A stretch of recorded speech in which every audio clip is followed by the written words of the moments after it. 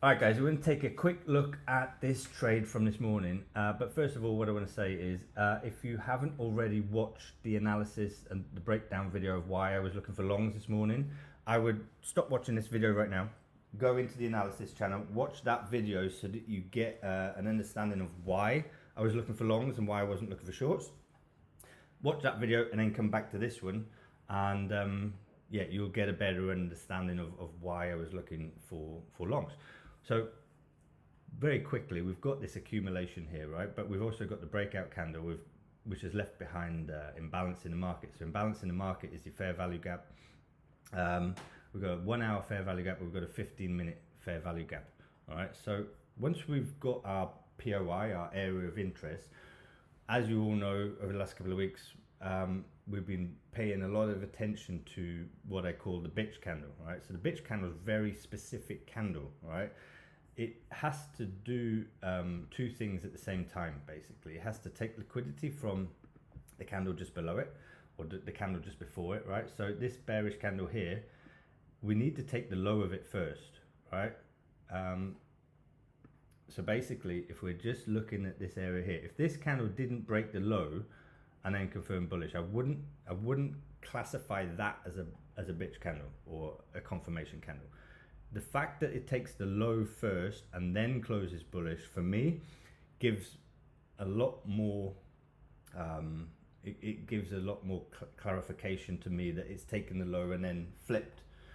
Now, when this happens, you can see how quick it moved up, right? And when you're watching the market live in situ, you're waiting for that entry order, it does feel a little bit sometimes like you're going against the trade, but we got our confluences lined up, we got the bitch candle, and then all we've got to do is just pull the trigger and set our take profit at 2R. So this trade actually took 22 minutes. We've tapped into the 15-minute fair value gap, we've also tapped into the 1 hour fair value gap.